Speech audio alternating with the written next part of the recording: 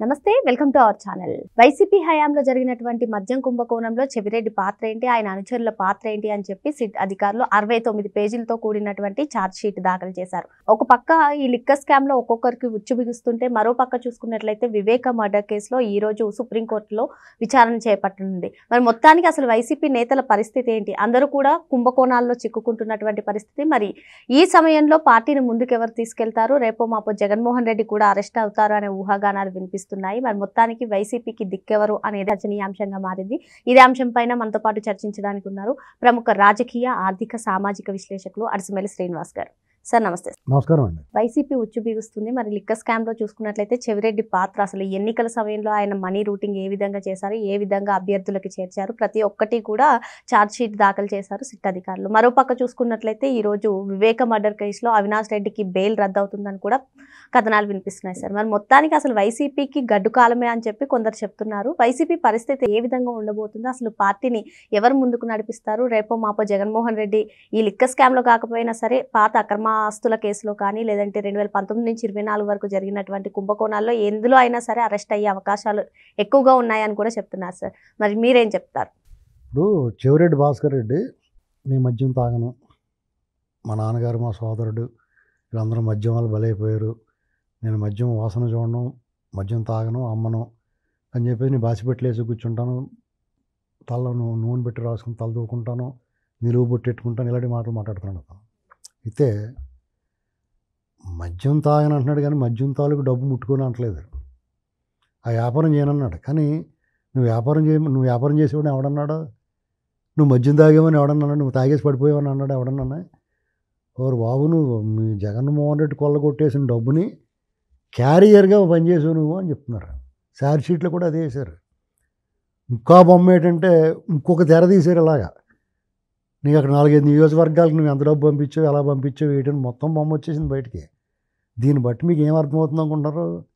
175 నియోజకవర్గాల్లో ఇంక్లూడింగ్ పులివెందలు సహా ఎక్కడికక్కడ 4-5 నియోజకవర్గాలకు ఒక్కొక్కడిని వేసి అక్కడి నుంచి కొల్లగొట్టేసిన ప్రజల రక్తం జలగల్లా పీడించిన, మామూలుగా జలగ ఎంత ఉంటుంది, ఇంతే ఉంటుంది, మెత్తగా ఇలా పట్టుకుంటే ఒళ్ళు గొగ్గురు పుడిచిలాగా ఉంటుంది.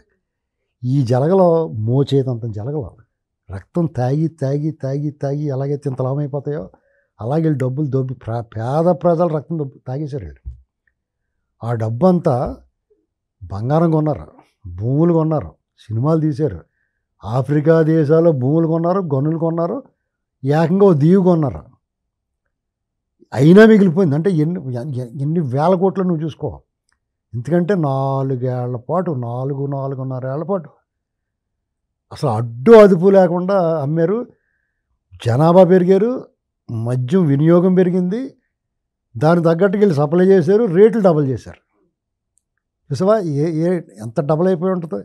మామూలుగానే ఇంక్రీజ్ అవుద్ది మద్యం విక్రయాలు, దానికి వీళ్ళు రేట్ డబల్ చేస్తారు, నాసిరకం ఇచ్చారు. అసలు ఎన్ని అవలక్షణాలు, ఏమి చేయకూడదని చేస్తారు. దానివల్ల వచ్చి పడిపోయింది డబ్బు అంతా, మూటల కింద పడిపోయింది వచ్చి. ఆ డబ్బు అంతా అంటే ఇప్పుడు ఆ ధైర్యం వై నాట్ 175 ఎందుకు చెప్పాడు? ఒళ్ళు బలుపు ధన మదంతో డబ్బులు పారేసి కొనుక్కుందాం, డబ్బులతో గెలుద్దాం ఎలక్షన్ అనుకున్నాడు. ఎక్కడికాడ కొనిపడేద్దాం అనుకున్నాడు. అధికారులను కొనేస్తాడు, ప్రజలను కొనేస్తాడు, నాయకులను కొనేస్తాడు. ఇప్పుడు సపోజు వాళ్ళు ఏం వేసుకున్నారంటే స్కెచ్, అంటే ఈ మధ్యానికి షార్ట్ షీట్ సంబంధం లేకుండా నేను దీన్ని ఎలా వాడదాం అనుకున్నారంటే అదే భయపెట్టింది ప్రతిపక్షాలని. మన దగ్గర అంత డబ్బు లేదు, అది ఎలాగ కొనేస్తాడో ఏటో ప్రజలు తక్కువ అంచనా వేసారు వాళ్ళు కూడా. ఇప్పుడు ఇప్పుడు వాళ్ళ పార్టీ నాయకులకి ఇస్తారు డబ్బులు, చిన్న పెద్ద అన్ని స్థాయిల వాళ్ళకి డబ్బులు, వాళ్ళ స్థాయికి తగ్గట్టు డబ్బులు పంచుతాడు. వాళ్ళు మంచి డబ్బులు మిఠాయి బొట్టంలాగా వస్తుంది కానీ ఆనందంగా పనిచేస్తారు, జనాలకు పంచుతారు. ఆ రేంజ్లో అవతల పార్టీ వాళ్ళు పంచలేరు. వీళ్ళు పంచుతున్నప్పుడు వాళ్ళు పంచకపోతే అటేపు ఉన్న వాళ్ళు అలా అని చూస్తూ ఉంటారు, సపరెత్తాన్ని ఎదటోళ్ళు తినేస్తుంటే మనకు నోరు ఊరిపోద్ది కదా.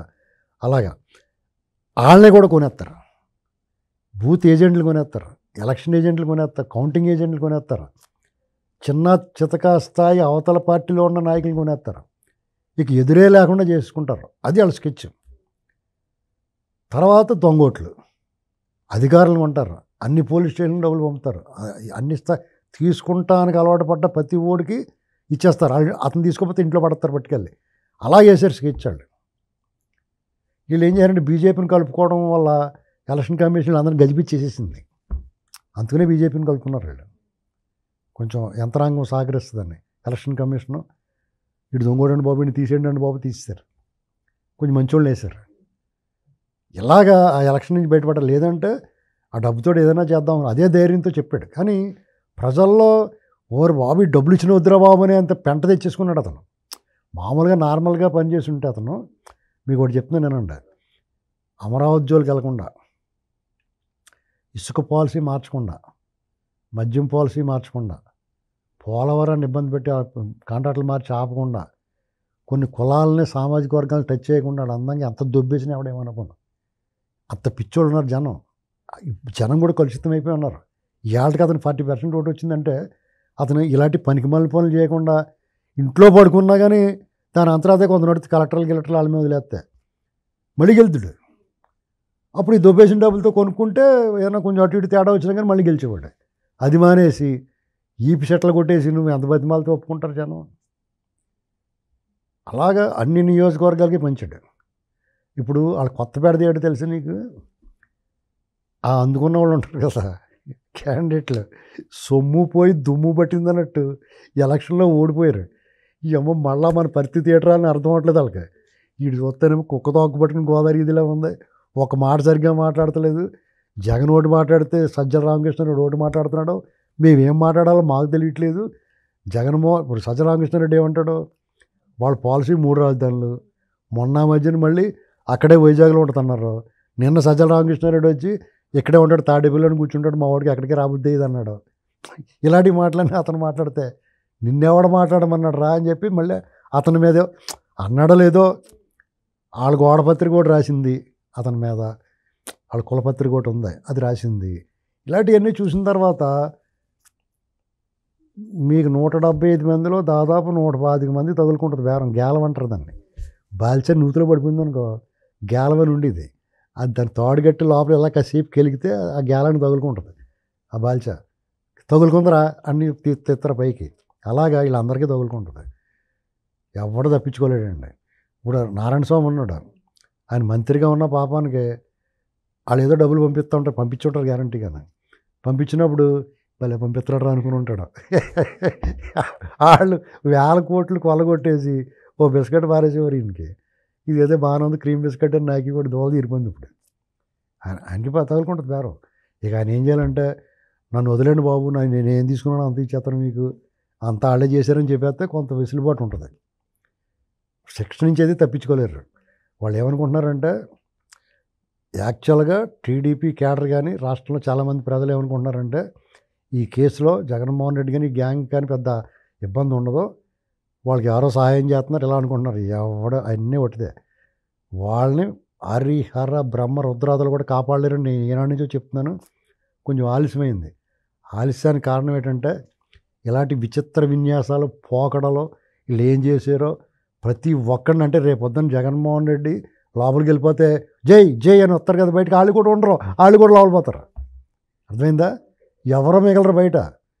ఇప్పుడు అందుకనే చాలామంది క్యాడర్ కూడా చాలా తీవ్ర అసంతృప్తితో ఉన్నారు. చాలామంది ఇప్పుడు ఎలక్షన్ ముందు పోయారు, ఎలక్షన్ అయిన తర్వాత పోయారు, ఈ మధ్య పోతాం మళ్ళీ మొదలెట్టారు. ఇది ఇంకా స్కీమ్ దగ్గరికి వచ్చి కొద్ది చూడు దూకేస్తున్నారు బీజేపీలో కట్టన్న. అనకాపల్లి నుంచి ప్రకాశం జిల్లా నుంచి బీజేపీలో పోయారు నిన్న మొన్న. వాళ్ళు చేర్చుకోకూడదు, వాళ్ళ ఇష్టం, వాళ్ళ పార్టీలు, మన అందులో ఇన్వాల్వ్ అవ్వలేం. కానీ ఇక ఇది ఎలా ఉంటే వాళ్ళ బాబాయ్ మర్డర్ కేసు అవినాష్ రెడ్డిది, అది ఎప్పుడు ఆ కత్తి ఎప్పుడు తెగిపోయి మీద పడిపోతుందో తెలియదు వాళ్ళకి. సునీతారెడ్డి గారు మాత్రం వాళ్ళు పట్టు వదలు జీడి పంకలో పట్టేసుకుంది వాళ్ళని వదలకుండా. ఇప్పుడు ఎక్కడో చోట విసుగొచ్చి ఎవడో చెయ్యి అమ్మ ఈ చట్టము న్యాయం ధర్మం మనకు లేదు, భగవంతుడి మీద భారం వేసి ఎవరి పాపని ఆడే పోతారని వదిలేస్తారు. తిరిగి 6 ఏళ్ళు విసుగొచ్చి వదిలేస్తారు సాధారణంగానే. ఆవిడ మాత్రం మడమ తిప్పని పోరాటం, ఖచ్చితంగా న్యాయం జరగాలి ఆవిడకి. ఆవిడ వాదనలో, ఆవిడ కోరికలో ఆ కోరిక సమంజసమైంది.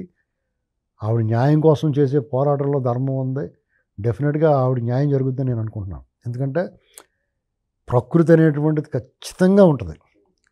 ఒకవేళ ఎలాంటి వెసులుబాటు లభించినా అంతకు మించిన అగాధం వాళ్ళకి మరుసటి రోజే ఉంటుంది పక్కనే.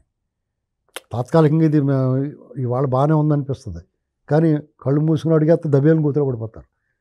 వాళ్ళ కథ ముగిసిందండి. ఎందుకంటే ఒక హవా, ఒక హైపు, అలాంటి చావును అడ్డం పెట్టుకుని అతను ఓదార్పు యాత్రలు చేసి ముఖ్యమంత్రి అయ్యే వరకు అతను ఆరోహణం అంటారు దాన్ని, అంటే ఎదగడం, అసెండింగ్ ఆర్డర్.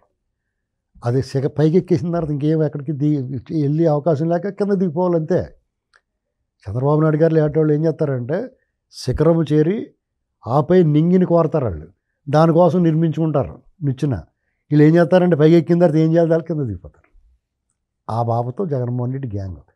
ఆయన మ్యాక్సిమం దిగేసాడు, పాతాళానికి దాకా వెళ్ళిపోయాడు. నేల మీద కంటే కూడా నేను మామూలుగా దిగలేకపోతున్నాను, లిఫ్ట్ ఏంట్రా బాబు అని చెప్పేసి కింద దిగిపోయాడు, పాతాళంకి వెళ్ళిపోయాడు. వాళ్ళు ఎవడ కాపాడలేడు. ఇంకా నమ్ముకుని ఇంకా ఆయన మళ్ళీ వస్తాడని మేము వచ్చిందా రప్ప 2.0 చెప్పేస్తాను ఎవడన్నా అన్నాడు అనుకో, వాడికి ఏం చేయాలంటే వైద్యం చేయించాలి, చికిత్స చేయించాలి, లేదంటే ఇంకా ముదిరిపోద్ది. ఇంతకన్నా మించేం లేదు. వైసీపీ అధ్యయనం ఇక ముగిసినట్టే అని చెప్పి సార్ చెప్తున్నారు. మరో అంశంతో మళ్ళీ కలుద్దాం. Thank you sir.